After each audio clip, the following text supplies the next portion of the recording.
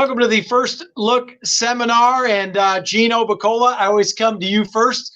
The rain is long gone, the sun is shining, and we've got a lot of racing ahead of us here in the next couple weeks here at the Great Race Place. Yeah, we had 4 days of racing this week. Again, it'll be on Thursday next week, but that means lots of opportunities, lots of those special wagers that we love. And if you're a Doug O'Neill fan, you probably made a lot of money today, and you're going to have a lot of money to come back over the weekend and be firing, because Dougie Fresh had a great day today. I think he just had his 4th victory to wrap things up. But we'll be focusing on the late pick 5 for Saturday. And there are some stakes races, like there's the San Vicente, but they put that earlier in the card since it's a small field. They've been really stacking the late card with unbelievable races. It's really, really challenging sequence. We'll always be taking a look at the first racing bets. Skip, we love those. The Coast to Coast pick 5 and that Sunset 6. Awesome low takeout, the dollar-based wager. So they're not easy because you have to kind of pick and choose. You can't just use a bunch of horses in every race. And now we get to play those every time there's racing at Gulfstream and at Santa Anita.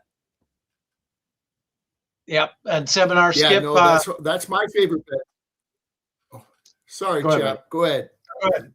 Go ahead, Skipper. No, Gino was saying the Coast to Coast. I love that Coast to Coast bet. And the weather's been great. The rain's out of the way. This is my favorite weather. Cool and crisp, and the sun's out. Those beautiful San Gabriel Mountains are right behind us, and boy, it's a sight that we got the most beautiful track in the world. So I'm ready for tomorrow, and I'm looking forward to this late pick 5. And remember, so Saturday and Sunday, 10 races each day. First post, noon, both days. And then next week we run again, like Gino said, Thursday. But we also have a holiday on Monday. So next week it'll be 5 days of racing, Thursday, Friday, Saturday, Sunday, Monday.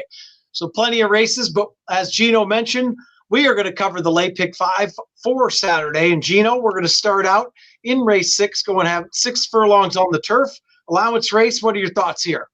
Interesting horse to the outside that I like a little bit. And generally going the flat 6 furlongs on the turf, I don't love horses drawn to the outside quite as much. It's all circumstantial. But in this particular race, I don't know how much early speed there is in here. Looks like maybe 1 or 2 horses want to go. Horse I think will sit a good trip is Clubhouse Cutie from the outside. If you look at this horse's overall form, debuted, was in against maiden special weights, then again came back and was facing maiden specials. That was the only start on the grass. That was a very good third that day. Again, came back and faced tougher. And then last time out, dropped down, got in for the maiden claiming tag, and now I think is in a good spot. We know this horse is capable on the grass, can sit a nice trip from the outside. I think that horse will sit very close throughout.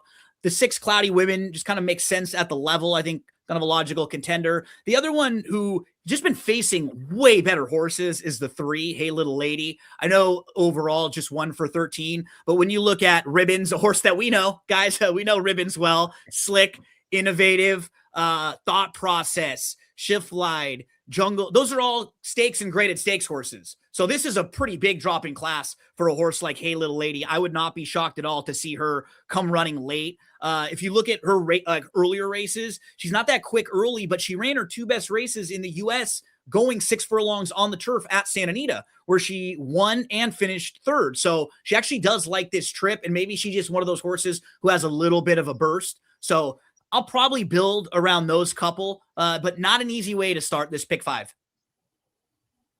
So tough way to start. Gino is mostly looking at 3, 6, 10, and Clubhouse Cutie at 15-1.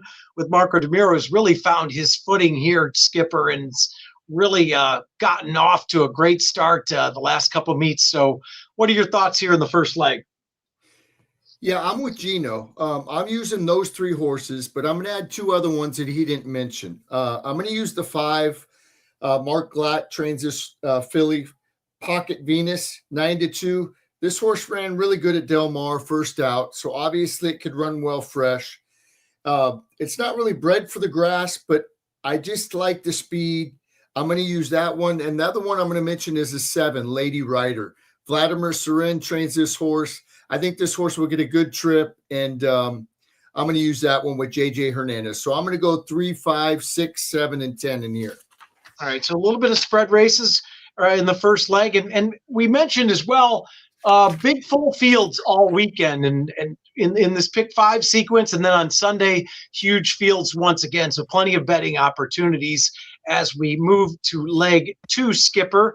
We're going 10. We're going 6 furlongs for $10,000 claimers. Non-winners a 2 lifetime. Skip, what are your thoughts here? Leg 2. The question mark is the 6.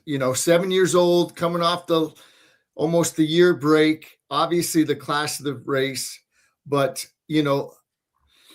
I'm not going to single here. She's scary to single, right? He's scary to single. Like, I feel the same way. Single. Right. And you know what? A lot of people see that 6 to 5 in the back class and dropping down. This is obviously the logical single for the public. These are the ones we try to beat. And maybe, he just wins for fun. I don't know, but I'm not going to do it. I'm going to go 3 deep. I'm going to use the 1 White Mountain for Ryan Hansen. This horse drops in class. It likes Santa Anita. It has a good work. I'm going to use the 1. I'm going to use the 2 No More Ding Dongs for Andy Mathis. This horse I've tried to catch the last couple times. It's got 3rd and it's got 2nd, beaten 4 and 6 lengths. And then I'm going to use the 6 Handsome Ticket too. So 1, 2, 6 for me. 1, 2, 6. Gino 6 to 5 on Handsome Ticket. The giant drop in class. Obviously, 3 to 5, like Skip said, the public's going to, most people be singling this horse. It's a tough one to single. What are your thoughts here? Yeah, I'm going to do the exact same thing that Skip's doing, because from a gambling standpoint, you're supposed to single a short price horse like this in the multis, but I think you really do have to take these types of horses like individually, right? Because if there's a 4 to 5 favorite, we know their form in a stakes race, a horse that we feel really good about. Yeah, I'll single a horse like that and then try to spread around. These types of races at the lower levels, a non-winner's a 2. I mean, I'm looking at the work tab for this horse, who has not raced since February, first of all. So we're coming up on a year almost off for this horse. And you look in November, there's nothing from November 8th to November 29th. So that's probably 3 works right there missing. And then the last one posted is December 21st. Now, it is a little tricky because it's been raining recently too, right? And like, if this horse is around here, then maybe there have been some works that, or they've been out on the track. But gosh, for a horse that is going to be even money or less, I just would like to feel a lot more confident going in than what this horse looks like on paper. Because honestly, if this horse had a really good work tab or just some more recent form on paper, he looks so good compared to the rest of this field as just like a lightly raced horse who hasn't been beat over and over again. He's coming out of a really live race behind a couple next out winners. Schwarzmeier, 2 starts back, was in really good form too when he lost there. So, I mean, like, so many positives, but just not the type of horse who I want my whole pick 5 to depend on. I'd rather play a horse in the later race that's 5 or 8 or 10 to 1 that I just like and build a ticket around them, So I'm using the exact same 3 that Skip has, because I think I couldn't really make too much of a case for some of the other ones. White Mountain's the one that's interesting to me. Kind of lightly raced now. You get the cutback, so this horse should have a little bit more punch. You go through his form too. The 2 races that he didn't really fire were right before and right after a long, long layoff. And then everything else is solid. It's fine. It's fitting for this level. So similar with Skip, we'll be using 1, 2, and 6, and hopefully we can get around this with the 6. I actually wouldn't have a problem with people who are just like, I'm going to play against the 6. And then I lose, I can come back and play a late pick 3, right? A $3 pick 3 or something like that, because I would not want to single this horse, who probably is going to win by 10 now. Yeah, 1, 2, 6 here, and we're not going to single the 7-year-old off of a year layoff at 3 to 5. So, all right, Gino, we're going right back to you. Race 8, 3rd leg. We're going a mile on the turf. $25,000 claimers. What are your thoughts in leg 3?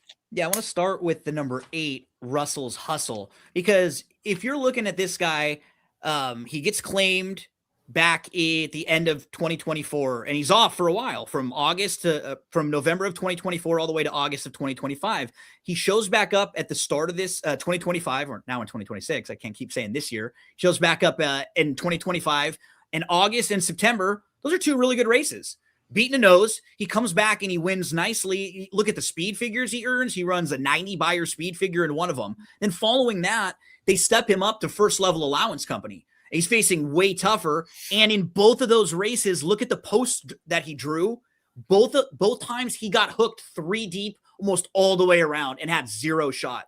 So can you just put a line through those last 2 races, because he was facing way better company and he had a wide trip. And now all of a sudden you're looking back and playing him off the race in September and going, okay, that makes a lot more sense. Like, that would really fit here. So I'm definitely using the 8 Russell's Hustle. The 3 Castle Leoch actually beat a couple of these last time out and was pretty good in doing it. So I'll probably use that one right back. The horse I'm not quite sure what to do with is to the outside with Fantastic.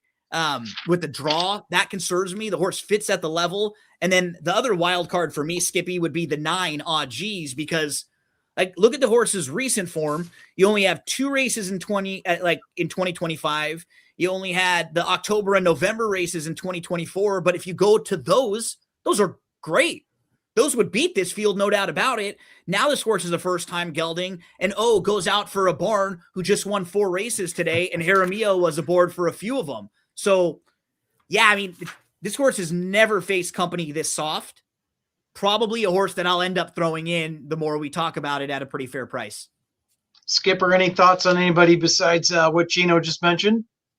Yeah, I really like a horse in here. It's a very tough race, but I love the 3, Castle Leoch. I'm going to be singling here. I love the workout on December 5th. I put really good workout. That I love the way that horse worked. I didn't see any of the later works after that, but the one on the 5th I really liked. It loves Santa Anita. It's got 2 wins out of 5 starts on the grass course. That last race was really sneaky good. It was down on the inside, and it kind of got shuffled and stopped a little bit, then saved ground, and it showed a lot of heart skimming through the rail and going by the leader, basically, rubbing paint along the rail. And I really like the way it won. I think Mark Glatt, I know he's got the 6-5 handsome ticket before. I think his barn's really set up for a big meet. I'm going to take a shot here, and I'm going to single Castle Leoch, who will be on all the tickets. And what's nice too, Skip, for what you're mentioning, this is another horse who had a lot of time off too, right? You see, was off for the most of the early part of 2025, all the way from November of 2024 to August of 2025. So came back, probably needed that race in August. You could very easily be forgiving about the November 17th, 2024 race, and then the August 2025 race. Then all of a sudden, that form looks really good, because the horse just needed a race after the layoff and probably didn't run as well before the long layoff. So I'm using this horse in all the exotics for sure. So Skip is singling. Go ahead, Skip. I'm sorry, chap. You know what I like? This horse has got tactical speed too. I mean, it looks like there's a lot of speed in here, but this horse broke right on the lead last time and then took hold right along the rail. This horse has got more speed than it's really shown. So I think he's going to get a great trip. So Skip is singling the 6-1 shot, number 3, Castle Leoch. The only other horse I'll mention is the 7, Don't Swear Dave, is a little intriguing. Off the reclaim for Hector Palma, who's a very cagey trainer. He dips right back in for 25. Had this horse he claimed 2 back, and that's kind of an old Doug O'Neill, a couple old class horses from him, Geez, and Don't Swear Dave from O'Neill barn from back in the day. All right, Skipper, I think we go back to you here. Race 9, 6 furlongs, $10,000 claimers, filly and mares, 4-year-olds up. What are your thoughts here in race 9?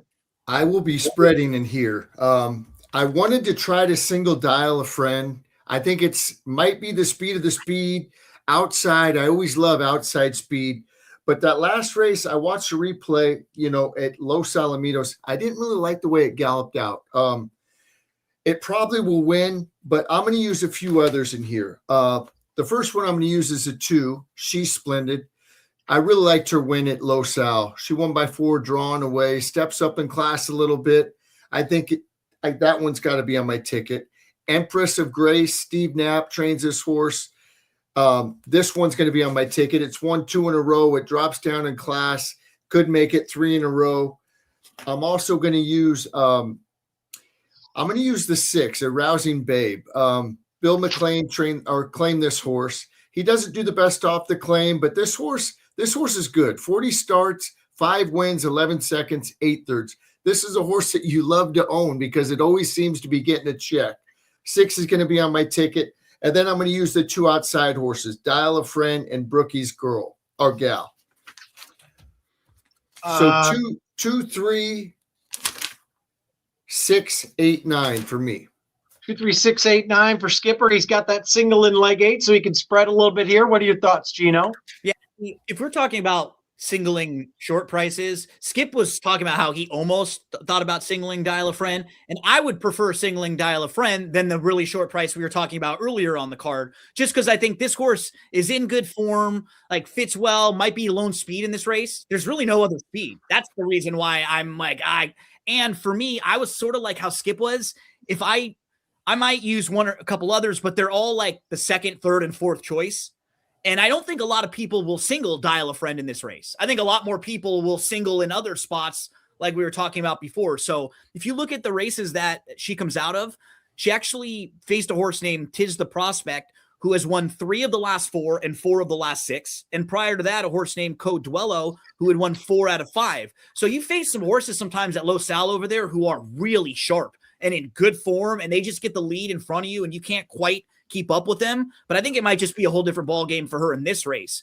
And if you're worried about the distance, she does have a win way back in her career at 6.5 furlongs. So she's shown us she can get this distance under the right circumstance. And this is going to be class relief for her too. So I kind of stacked them 8, 9, because I do like the fact that the 9 is a 10-time winner. I think if you just eliminate that last race, when she faced another 10-time winner in that race, Wish You All Could Be. And prior to that, she faced Tina Turner, who's 3 for 4. Those are really strong races. And she didn't even run that badly 2 and 3 starts back. So may play a ticket where I single the 8, probably another one where I sprinkle in the 9. I did look at the exact same other horses Skip mentioned, like the 3 Rousing Jewel as well. But you got to shorten up somewhere. And this is probably the race where I'm going to try to get through with at least 8 or 8, 9 on my bigger tickets. All right. So possible single here with maybe some lone speed. Coming over from Los Al, number 8, Dial a Friend. Hector Barrios jumps aboard. Gino, we're all alive to the last race. Race 10, a mile on the turf. Calbred's going here. What are your thoughts to close it out? Well, it's funny. I always will tell the stories of like the bad beats or like the horses, right, that cost us or this. This time there's a funny one that's kind of the opposite side. The number 11, Afternoon Nap. So last year on January the 4th, I was single to this horse in the Coast to Coast Pick 5. And he completely missed the break. And he's dead last. And I'm cursing already right off the bat. Me and my dad, I'm kicking stuff. Again, this is happening. And then the horse actually comes flying late and wins. And I hit the thing. It paid like 25 or 2,600, the Coast to Coast, that one early on last year. But then what's funny, since then, he's struggled. So that day he had a good day for me. And since then he hasn't been able to get back to that kind of form. You know, the distance is sort of strange for him here, but I do think he fits really well with this group from a class standpoint. And he kind of got back into it with a decent effort last time out behind Flyover, who came back to win again. And also has been facing Open Company in the last few races. And now we'll get to move back in with Calbred. So I'm going to use the 11 on the ticket for sure. I think the 2 is the horse who might get the best trip. Honestly, King of Dragons, just seeing the way that this race shapes up, you got Colin J from the inside who could show some speed. Cali Cat wants to be forwardly placed. I think he makes sense. He can sit a little, but he wants to be close. One Smoking Dude is stretching out from sprint races. Sir Percival wants to throw a strike, stretching out from some sprint races as well. Frank Bullitt stretching out from sprint races as well. I mean, we have a lot of these horses who are stretching out. Warm Sun and Brew showed speed last time out.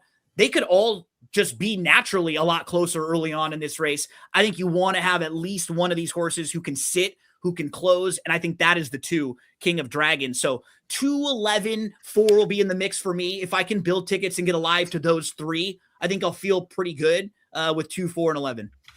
2, 4, 11 for Gino, and like he said, looks like there's some speed in here. What are your thoughts in the last leg, Skipper? I'm going to use the 2, 4, 11 like Gino says, but I'm going to add 2 other ones. I'm definitely going to use the 1, Colin J, for Richard Baltus.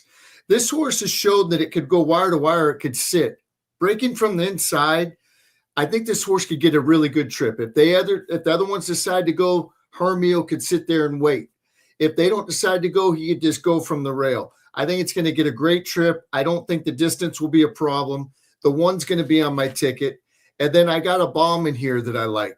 I like the 10, Prince Dulce. This horse has run some sneaky good races. The last one at Del Mar broke from the way outside, only got beat 3 lengths, got beat by a horse that came back and won today. And this horse is training good. I like the last 2 works. This horse, I like this horse, 20-1. So I'm going 1, 2, 4, and 10, 10, 11 in here. 1, 2, 4, 10, 11. So pretty similar, except for Skip might have bombs away in the last race with Prince Dolce at 20-1 on the morning line. Gino Bacola, kind of wrap us up here for the show. What look forward to this weekend? Yeah, so much racing this weekend and next weekend, big fields. We just went through the late pick 5 sequence for Saturday, but don't forget about the coast to coast pick 5. There's a couple of the races, I believe, from this late sequence, I think, that are included in there, races 6 and 8. The Sunset 6 is always the last 3 from Gulfstream, last 3 from Santa Anita. We love those pick'em contests. Totally free to enter every Saturday and Sunday. You can win $500. All you have to do is answer the 12 prop questions. They'll give you some action from the races and from some of the sports that are happening over the weekend. There's a fun beat the host. Millie Ball is the host this weekend at expressbet.com. So if you want to see if you can stack up against Millie with her selections or quite to qualify for the PWC BC, I'm heading to Gulfstream in 2 weeks for their big race over there. So man, there's so much going on. I'm really pumped. Skippy, hope you have an awesome Saturday. Chappie, good luck to you, my friend. Thanks, Gino. I appreciate it. Sorry, Chap. Go ahead, Chap. All good. Looking forward to a big weekend. Like we said, 10 races the next 2 days. First post noon both days. And then next week, 5 days of racing, Thursday, Friday, Saturday, Sunday, Monday. So plenty to look forward to. The weather is great. For Skip and Gino, I'm Chappie. We'll see you next Friday. Thanks, everybody. Go Rams. Go Rammies.